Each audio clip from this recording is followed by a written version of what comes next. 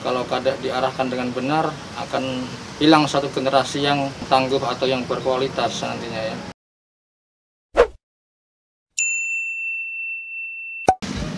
Assalamualaikum. Waalaikumsalam warahmatullahi wabarakatuh.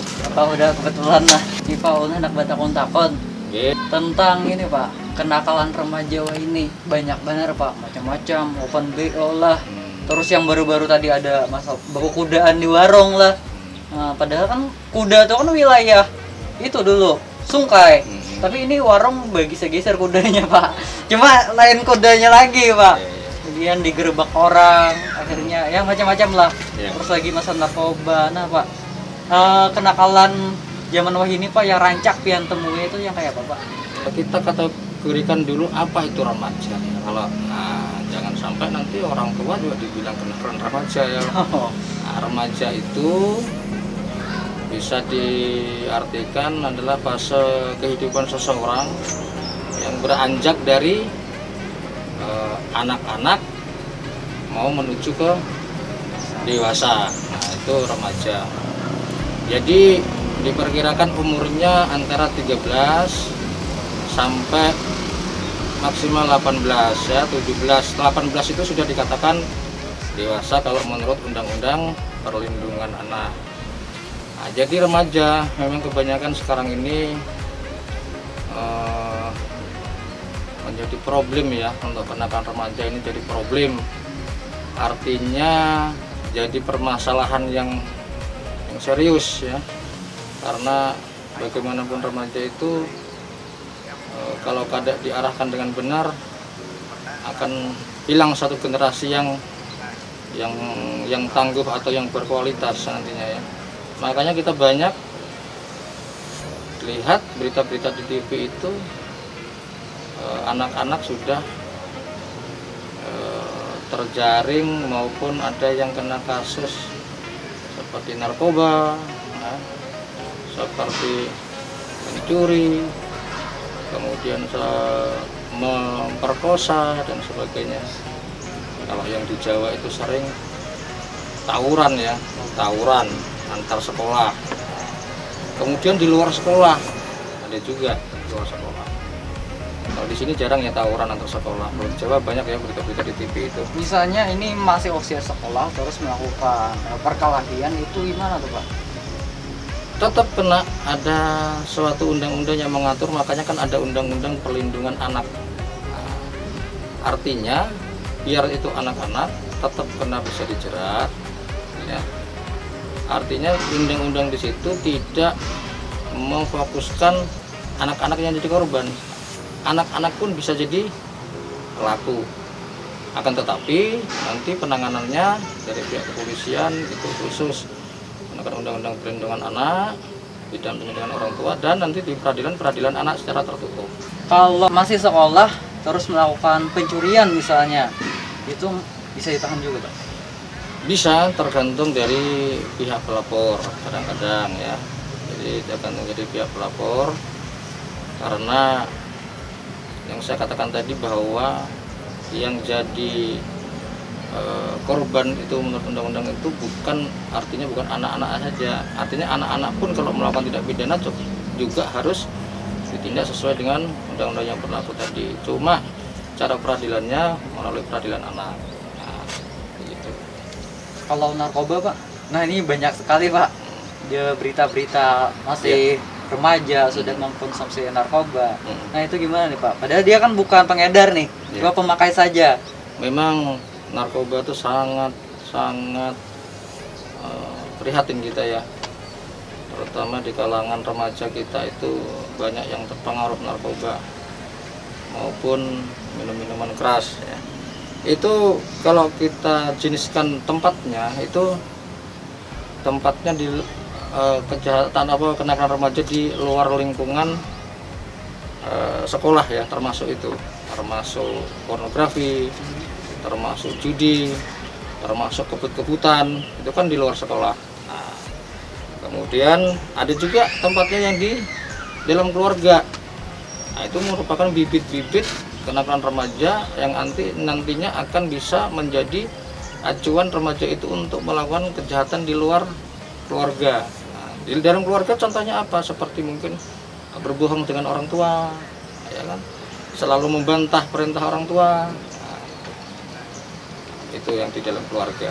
Kalau masalah maaf nih Pak, tentang open BO atau nah, ini siapa yang salah sebenarnya? Apakah pelanggan atau mereka yang menjajakan diri ini Pak? Kalau open BO itu kalau misalnya berhubungan dengan IT, berarti menurut saya itu sudah masuk dalam kejahatan cyber ya. Kalau menjajakan melalui media atau hubungannya melalui cyber, karena yang menjajakan melalui media sosial. Memang perlu peran masyarakat, tokoh agama, tokoh masyarakat dan semuanya. Itu kategori kenakalan remaja di luar keluarga ya, termasuk peredaran pornografi ya, termasuk penyimpangan seksual ya. Makanya kita kada heran anak-anak banyak yang kena kasus atau ada yang kena kasus. Kalau kita lihat di TV maupun berita-berita online, anak-anak ada yang kena terjerat masalah pemerkosaan ya atau pelecehan seksual. Itu karena kurangnya perhatian orang tua, lingkungan dan masyarakat. Karena fase remaja itu adalah fase transisi ya. Kalau orang Benua bilang di remaja itu dikatakan dipadahi orang genal kada orang genal, kalau dipadahi kekanakan pastinya kedahapon. Ya kada? Nah, itu seolah-olah dia hendak jadi kayak orang genal, tapi secara pemikirannya masih labil. Nah, itu biasanya remaja. Nah, seolah-olah mau cari perhatian, tapi perhatian yang salah dan cari perhatian yang negatif. Itu kebanyakan yang akhirnya menjerumus pada anak-anak itu karena kurangnya perhatian. Awalnya mungkin disebabkan oleh broken home, itu kebanyakan. Fakta di lapangan bahwa akibat atau sebab dari kenakalan remaja itu diawali oleh broken home. Artinya kurangnya perhatian dari orang tua, karena orang tua ayah dan ibunya sudah berpisah, jadi dia kurang perhatian dan akhirnya mencari perhatian di luar rumah dengan cara yang kurang baik atau negatif. Dan pengaruh besarnya adalah lingkungan. Seharusnya kayak apa Pak? Dari orang tua ataupun dari lingkungannya seharusnya kayak apa supaya orang ini kada terjerumus dalam hal tersebut? Sebetulnya memang pengaruh keluarga sangat besar ya, dan masyarakat itu sangat besar pengaruhnya, karena dialah yang akan menciptakan fase remaja ini akan diarahkan kemana ya. Makanya kalau kurangnya perhatian orang tua, otomatis anak itu akan mencari perhatian di luar. Iya, kalau misalnya mencari perhatian dengan cara yang positif itu boleh-boleh aja. Nah, kalau cari perhatiannya yang melanggar norma-norma, norma adat, norma hukum maupun norma sosial, nah itu akan membahayakan dan akan membuat keamanan ya, dan menjerumuskan dia dalam suatu tindak pidana. Kalau dari segi agama memang hal itu dilarang juga lah Pak. Betul. Tapi ulun lain ustadz. Betul, betul. Cuma Yeah. kita lebih ke individu. Kalau misalnya hendak HP hanyar, ya kada usah lah menjajakan diri, menabung. Kada minta nukuitan, misalnya nukuitan sakit jiwa, Iya. yang menabung seorang bejari seorang. Iya. Cari lah supaya kawan nukar HP hanyar. Kadang orang tuh karena gengsi Pak, Iya. kakawan pakai iPhone lah, Iya. merek nih. Iya. iPhone jadi ini hendak juga pakai HP yang karet. Iya. Kemudian dengan cara pintas menjual diri. Nah, biasanya kayak itu Pak. Iya. Karena memang fase remaja adalah fase transisi ya, fase transisi di mana seseorang masih mencari jati diri, ya kan? Mencari jati diri. Tapi kadang-kadang anak-anak remaja ini banyak terjerumus dalam hal-hal yang negatif daripada yang positif. Untuk pencegahannya, otomatis kalau menurut saya adalah perhatian orang tua itu. Perhatian orang tua, keluarga itu yang penting. Waktunya di rumah itu harus diatur secara disiplin juga. waktunya misalnya sembahyang disuruh sembahyang, waktunya disuruh misalnya mengaji ya disuruh mengaji. Nah, kemudian untuk menerapkan itu semua menurut saya tidak lain adalah contoh dari orang tua juga, karena satu perbuatan itu lebih utama daripada 1000 ucapan. Nah, ada Pak Ustadz bilang begitu. Artinya apa? Kalau kuitannya orang tuanya mohon maaf aja misalnya kurang perhatian, cuma menyuruh harga, menyuruh wara, sembahyang, mengaji dan sebagainya, tapi orang tuanya tidak nonsen, saya bilang tidak akan berhasil. Karena satu perbuatan itu lebih bermanfaat daripada 1000 ucapan. Orang anak meniru tingkah laku orang tuanya. Betul. Makanya pengaruh keluarga itu sangat berpengaruh besar untuk menciptakan jati diri anak tersebut. Betul. Jadi peran orang tua sangat penting ya. Betul. Pak. Harapan pian biasanya warga-warga di sekitar piannya apa? Harapan ulun ya, sebagai Babin Kamtibmas Kelurahan Kandangan Kota, Polsek Kandangan, Polres Sungai Selatan, ayo mari kita perhatikan anak-anak remaja itu. Kita arahkan yang positif. Mereka memang cari perhatian, tapi harus kita bisa arahkan yang positif. Beri dia tanggung jawab. Contoh saja anak saya ya, di rumah itu. Sekecil apapun, semampu dia, kita beri tanggung jawab. Contoh, hal yang paling kecil saja. Misalnya beri tanggung jawab untuk mencuci baju dan celananya. Jangan menggantungkan orang tua. Dan berilah dia pendidikan yang positif, karena untuk masa depan inya juga. Betul. Ya kan, untuk masa depan juga, artinya supaya ini tangguh menghadapi nanti masa yang akan datang, tidak menggantungkan kepada orang lain. Beri dia tanggung jawab. Itu contoh yang kecil saja. Oke.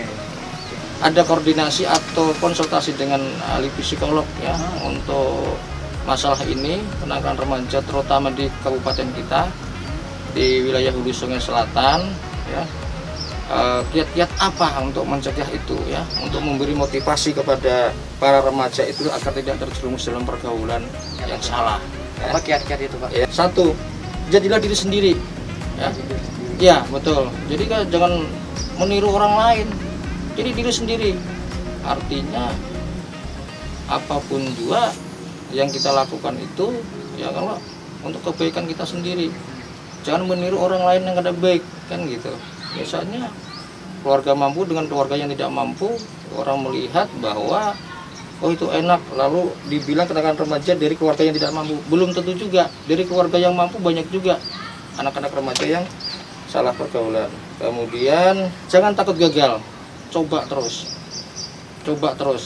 Misalnya punya cita-cita apa, silakan dicoba ya, sesuai dengan apa dia keahliannya ya, diciptakan dari diri sendiri. Kemudian jangan lupa bersyukur ya. Nah ini yang penting juga, jangan lupa bersyukur dan nikmati masa mudamu. Nah, nikmati masa mudamu. Yang jelas jangan cari perhatian yang negatif. Salurkan kegiatan-kegiatannya positif dengan olahraga, Ya. Dengan seni, ya, dengan mengaji, ya, dengan ya pergaulan-pergaulan yang positif lah. Ya, yang salah yang dilakukan anak muda sekarang untuk mencari perhatian, biasanya mereka mabok-mabok biar dilihat gagah gitu. Iya, itu kalau menurut saya cuma satu aja, mau cari perhatian tapi caranya salah, mencari cara yang negatif. Nah, kemudian yang keempat, rancang masa depanmu. Iya, harus dirancang masa depan dari mulai sekarang. Mau jadi apa? Harus punya cita-cita, gantungkan cita-cita setinggi langit.